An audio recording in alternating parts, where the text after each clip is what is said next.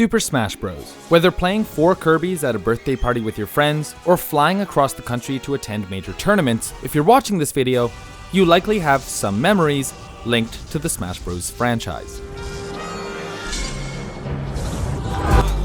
Make this stop talking. You're not one of the gods, you're one of the god awful.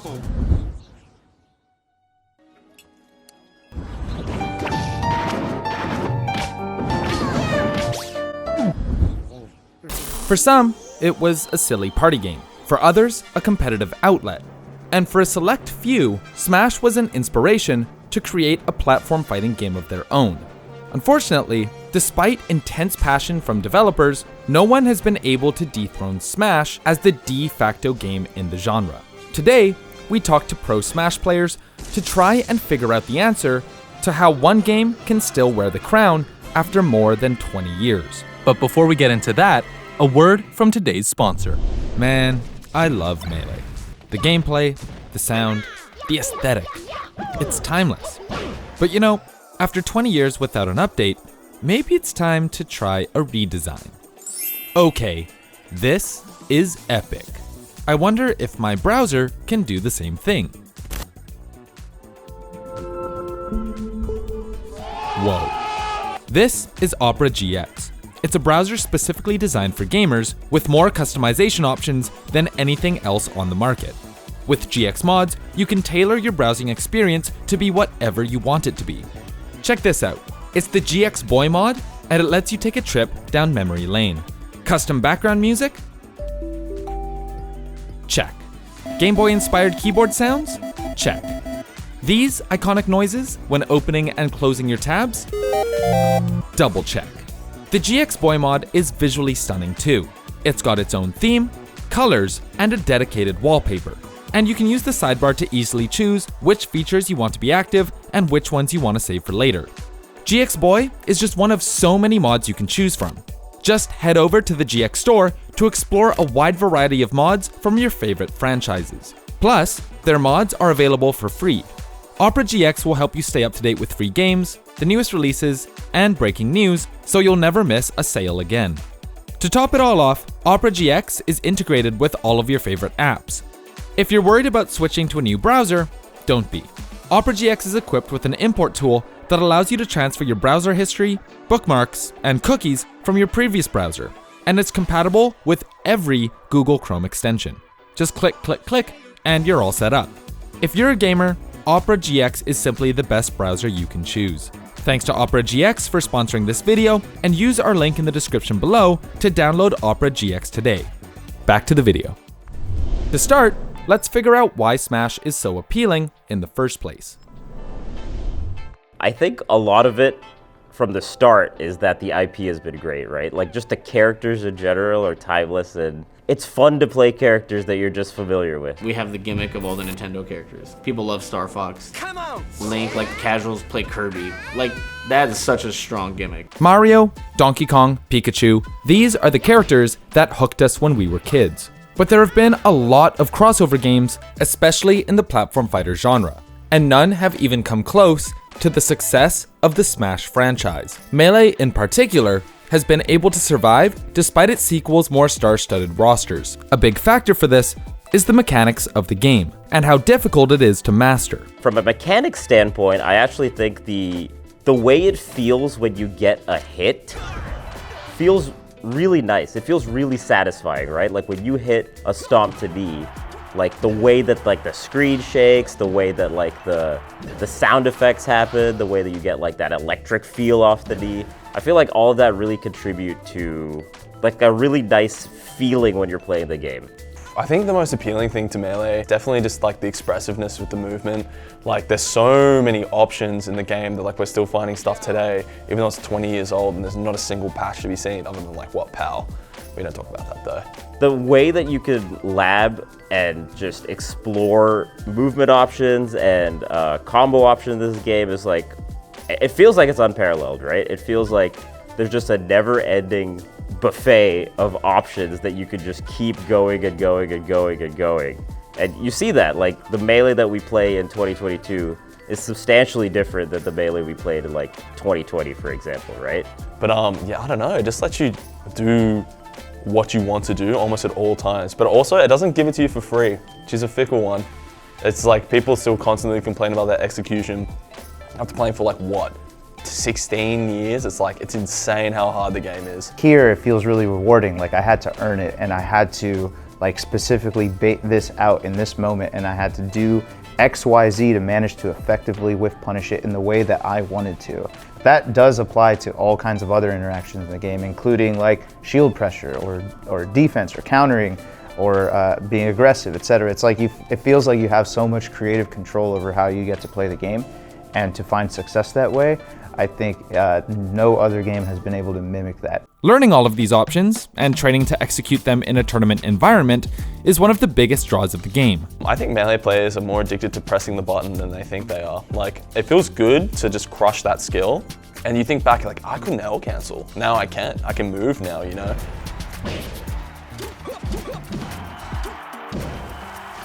Melee makes it so that walking is hard. Like, learning how to walk in that game is insanely hard. I got numbers on Yo, did he just walk up slowly and down smash? He did. Like, you're not a decent player until 2 years into the game. And even then, you drop everything half the time, so it's just so ridiculous. But pressing buttons fast isn't everything. Many platform fighters have come out in the last 10 years, and none of them have risen to the heights of Melee. The reason? Well, there are a few.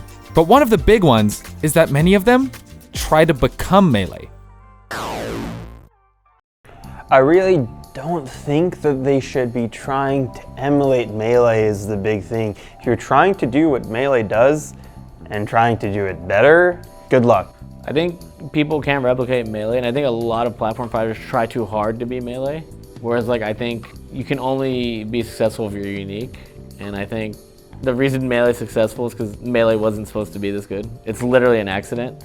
So like, I think if they tried to make Melee, they wouldn't be able to. I don't think you can, like the way that it just worked out was all crazy coincidence. So I think even if we tried to remake Melee, you couldn't. Melee found this incredibly secret sauce of all these factors just working just properly, and they all worked in tandem that made it this happy accident, the success that it is. And as I say happy accident, I also think about there actually was a lot of thought put into so many of these decisions that we think like, why does wave dashing work the way it does? It's a conscious choice. When your air dodge hits the ground, your momentum transfers to grounded momentum, right? These are all conscious decisions made by the developers when they were thinking about the sandbox they're creating. What's really interesting about games that try to be like Melee is every now and then I feel like they misunderstand a mechanic. Yeah. Melee has a lot of mechanics, some of which are awesome, and some of which could be done without. Johnny way behind percentage, but oh my god. Dude, that might be. Oh, and he stopped. What happened? What happened? What happened? What happened? What was that? What was that stomp? Somebody explain that to me. But simply copy and pasting them won't make your game good. In addition, a lot of games focus a little too heavily on being quote-unquote competitive, at the expense of neglecting other parts of their game. I think one thing that's always overlooked with newer platform fighters like Nick All-Star is the soul of the game, you know? Because you can put in the mechanics, you know, it could be like 2 stick figures doing like melee moves or whatever, yeah, that's cool. But things like no voice lines, you don't really realize how impactful these things are until you see it in the game.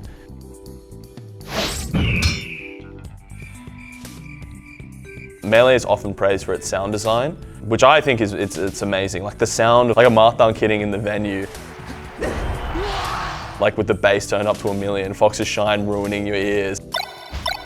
It just hits, do you know what I mean? Like it just hits. Marth with the twa, with the upbeat, dude, oh, I love Melee sound design. I think the reason with platform fighters and why they don't actually stick all the time is it's only marketed toward the competitive side of things. And that's not good marketing as a game, in my opinion. You have to think about the fact that Smash sells so much, but we're still like a very, very small subset of who buys Smash. Like if the Smash community were to die right now, today, that game would still be selling just as much as it's selling now, because a bunch of casuals are gonna play it, you know? So you need to have something in there that casuals can like latch onto, and then eventually if they wanna make that competitive jump, they can do that. A lot of the platform fighters that have come out do not have that. Like Nick All-Stars Brawl was definitely made for competitive players. Rivals, I think, now has like some more like story-based stuff, but for the most part, like you need to add some level of casual fun in there for even if it's just items, if it's a story mode or something. Brawlhalla It's free. It has like a huge pop bonus, obviously, but it also has a huge player base because, you know, they have fun modes going on all the time. They have like brawls of the week, they have experimentals, and, you know, obviously free is going to help too, but they definitely have stuff for people who are really good, and then there are people who just kind of want to play and have fun. Plus, you can't really have a modern game without patches, and for fighting games, patches can be deadly. Just look at what happened when Tekken 7 added some new characters. Oh my god, bro. Oh, hell no, man. What the fuck? Melee is a sandbox. There's been no significant patches or anything over the years, so the same game that we're playing 20 years ago, we've had the chance to really dig deep into the meta of this sandbox. But when you're playing a modern day platform fighter, you're at the disposal of patches potentially to destroy your experience. There's actually another platform fighter called Rushdown Revolt, which I played and I really liked because it felt a lot like Melee. And they nerfed the ground movement to the point where it was just like, I just felt like I was moving in mud. I didn't realize how crucial that was for me because I instantly stopped playing the game. I'm like, this has just ruined it for me. The thing is, you know, at some point in time in Melee, Shine was broken, right? Like, wow, and it's still, you know, obviously a really good move, but everyone's like, wow, what do we do about that? Then they just figured it out. You know, there's counterplay to everything, but patches, and I think patch culture just in general has allowed people to like rather just be upset and wait for a patch. Oh, I hope this gets patched out instead of trying to figure out how to play around it at the time. You know, if in Melee they patched Jigglypuff to suck, people who play Jigglypuff would just be miserable. Like, there are maybe 8 to 10 matchups in Melee that you really have to know, but you really, really have to know them. You have to know how to fight Fox. You have to know how to fight Falco. You can't just do the same bread and butters against every one of these matchups necessarily. And maybe that's the answer. Melee is kind of its own thing, like a sport. You're not going to patch basketball by putting a height cap on centers to nerf them.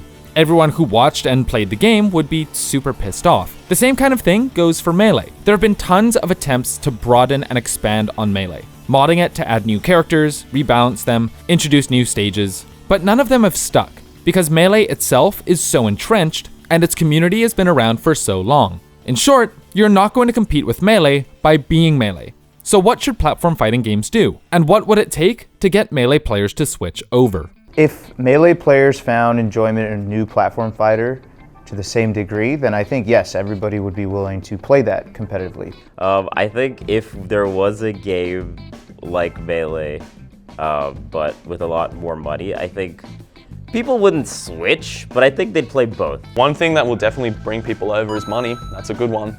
So if it's like identical to Melee almost and great at emulating the game, and I just don't get to play Fox McCloud, I played Bingle Bongo the crocodile, I don't really mind. Like, as long as I get like 100K if I win the tournament, that's tight. Like, Bingle Bongo is my boy. I love that guy. Double back air keeps him safe. That's it. Mission complete. What you find often is that Melee players just have fun with another game. It's not the same thing. It doesn't mean that they're going to want to dedicate all the same time they do to Melee to this new game just because they have some fun. Because fun, it could be fleeting unless the game is extremely deep the way that Melee is, right? They get bored quickly when they try these games. So if they really mean it, if they're actually enjoying it to the same degree that they enjoyed Melee because of the depth of this new game, then yeah, I think people would be willing to move on. Like, I don't really see a timeline in which someone like Zane or IBDW or whatever drops Melee to go pursue Brawlhalla 3.0 or Rivals of Ether 2 or something like that. Pretty much every platform fighter I've played I've liked, because I think I just like the genre. And they're just fun. But I don't think there's any world where I pick, even if they had like $1 million prize pools, I'll just be like, you guys have fun, I'll keep playing for my peanuts down here, but playing the sickest game, so I'm like, I'm good. Nick All-Stars Brawl tried to cater to Melee players by making a very high APM game. Multiverses focused on doubles, Rushdown Revolt built their own game with unique mechanics like Guilty Gear's Roman cancels. But these games weren't totally complete. Multiverses was briefly popular among casual fans, but due to being only a beta test, it lacked the content and depth to hold player interest and will likely struggle to do the same when it releases in full. Rushdown Revolt went through many cycles of adding and changing mechanics, which frustrated people in the community. And Nick All-Stars, well, I did play Nick All-Stars, but it just felt like a hand killer, to be honest, with how much you air dodge in that game. It's just like constantly pressing the triggers. my hands were just instantly disagreeing with it, and I was like, okay, yeah. I think I would secondary, like, I always like Rivals. I liked Nick when it came out, but they unfortunately dropped the ball. I thought it had a lot of potential, but they were just, didn't handle launch well. And I think if you ask anybody when a game comes out, I think like the most important span is like that first week or two. That's where you get everybody hooked and like everybody loves your game.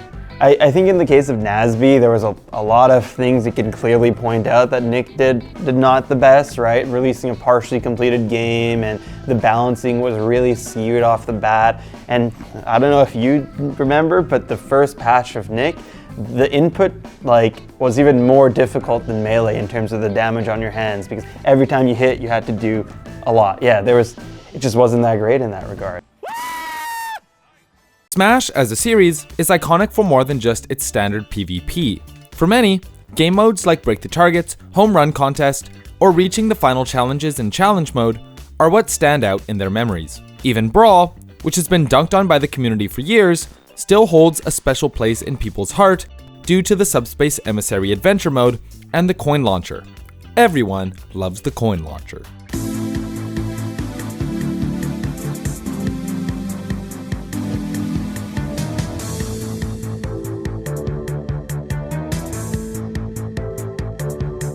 Many modern platform fighters have neglected side content on release, or launched in early access, hoping to refine the competitive experience as they went along. But with early access being an industry standard practice now, there's usually little hype surrounding full launch, even if lots of the content is added in. But there's one aspect of Smash that's difficult, nay, impossible to replicate: history. Melee has never had developer support. Nintendo literally wants to kill the scene. For better or for worse, this filicidal relationship has shaped the community into what it is today. Yeah, it sucks that we don't have Nintendo's support. That has held us back. We do hit a ceiling now and then that we somehow find a way to break through all the time. But if they were involved early on, I do not think that we'd be the type of community or the type of scene that we are now. I mean, it was way less lucrative than it is now, right? Like, even like these kind of interviews and things like that are definitely a newer thing, right? Like before that, we were all just playing in like basements or garages or things like that. And I think that's still the heart of the scene in a lot of ways. And I think that's still at the core of a lot of the players. We've been forced to solve our own problems, right? We're not gonna have to beg Nintendo or a developer to fix the game in whatever way, or patch it, or do this, or give us this, or do that. If we want something, we put in the work to get it. And that mentality is evident in the Melee scene right now in terms of all the crazy technology we wanted. Hacks needed a controller to continue playing the game. What did he do? He made it. Fizzy wanted to improve the Melee online experience. What did he do? He created Slippy, right? I wanted to host a major. What did I do? I created Ballot BC, right? So we do it ourselves and we get it done and we support each other. You're looking at stuff like the FOB GCC, which is some dude from Vancouver who was like, hey, I have a lot of knowledge on this kind of technology. I want to make a brand new motherboard for GameCube controllers that uses magnets instead of POD. And he's created the best GameCube controller that now literally like half the pros in this venue are using. And that was just someone who saw a thing and decided to fix the problem. I think that's something that I love about our scene, and that's what's going to keep getting us bigger and bigger and bigger. And that's what I know a lot of smart people are working on, trying to address and tackle the problems that we're currently dealing with. So here's the question: what do platform fighters need to do to compete with Melee? Or, better yet, should they even be trying to compete with Melee? Because gamers now, it feels like, you see it like want kind of dumbed down mechanics that they can just like jump into, but it has to be fun and engaging, which you don't have to have that through complexity. Some people need that through complexity, like Melee players, I feel like. But I feel like that whole era of complexity and game depth is always like, means a great game is kind of gone, which is unfortunate, but that's just how it's gone. If a game simplifies an action just to allow more people to enjoy the decision making that like a more technical player gets to do, I think that's fine. Difficulty and execution for the sake of difficulty is cool to a certain degree, and I don't think it makes for the better game. But there's a balance. Sometimes what makes a combo cool is the fact that it was so hard to execute. I don't think it ruins games, and I think Melee players, because our game is so technical, kind of over-exaggerate how detrimental something like that is. I don't think it's that big a deal as long as they keep it reasonably technical. So I think a lot of these like devs are shooting themselves in the foot trying to make Melee like Melee. Because if you kind of made a platform fighter like Ultimate that was like engaging in its own way, then I think that would be probably better. I'm really, really excited for Rivals 2 to come out. And I think there's a lot of potential with Rivals 2 to not replace Melee, but just be another really strong tier 1 level platform fighter. Because right now, as we were talking about, the only tier 1 ones are Ultimate and Melee really, and then you have all the rest that are trying. But I think Rivals has carved out its own space, and the game itself is a really unique gameplay scenario that I think Rivals 2 is only going to iterate on and be even more appealing to players of all genres. If the last 2 years have been any indication, it's that platform fighters should try to appeal to both casual and competitive audiences. Even with a strong IP, Nickelodeon All-Stars Brawl only catered to hardcore fans, while Multiverses failed to launch a complete game that could keep players engaged through beta and early access. Another key area we believe platform fighters are often lacking is in their casual rule set, namely stages and items. Most of us didn't start playing Smash with the competitive rule set. We started by chucking Pokeballs at each other and getting tossed around Hyrule Temple. For the most part, these sorts of antics are missing in almost all other platform fighters. Apart from Smash, I think there's an argument that Rivals of Aether is the second best platform fighter, at least in terms of core gameplay. But unless you're looking to play at tournaments, there's not much in the game for casuals to grab onto. No items at all, stages built exclusively for tournament play. Casual fun wasn't in the developer handbook. Yes, the game does have other fun modes, and yes, it does have Steam Workshop characters that you can download, but the core gameplay, the main PvP experience, isn't all that appealing to everyone. On the other hand, games like Nickelodeon All-Stars Brawl and Multiverses do feature items, but they're not nearly as good as Smash's, especially considering the strength of their IPs. Like, what is this? How is the Batarang not even an item? A rock? Why a rock? Anyway. Plus, there's a complete lack of silly, weird, and fun stages. LeBron James can team up with Jake the Dog, but stage hazards are where we draw the line. Competitive integrity is important, but sometimes even the most veteran players just want to goof around. The final issue a lot of these games suffer from are the visuals. They just don't make you feel cool.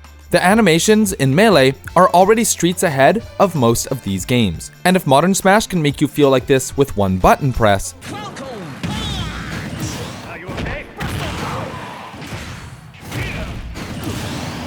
you really can't be shipping out a game where the hits feel like this.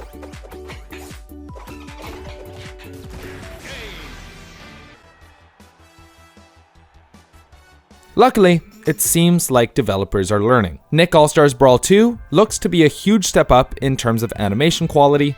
Rivals of Aether 2 has some of the best looking character animations we've seen in any game other than Smash, and while Smash Bros will certainly remain on top for the rest of time, we hope that doesn't stop other developers from innovating on the genre and striving to push it forward. In short, we're excited to see other games continue to challenge our conceptions of what a platform fighter can be. If we knew exactly how to capture Melee's magic, or really just Smash's magic, then these other platform fighters would just be doing better. Sales-wise, or popularity-wise. I think they're all doing a great job and they're making good games, but there's something they're still needing to find to match what Smash gives most people. But I can't describe it. Neither can most people. This video is made possible thanks to our wonderful patrons. Massive thank you to everyone on this list, and shout out to B, Pass, Shampoo, and Yashichi for being Platinum supporters, as well as an extra special shout out to Cloud, Steph, and Jack for being our Diamond supporters. We really appreciate it. If you want to talk to us, check out our Discord. If you want to support our channel and get info on unreleased videos, check out our Patreon. If you want to help us out in a different way, leaving a like, subscribing, and hitting the bell to stay up to date is also appreciated. My name is Jonah. Thanks for watching.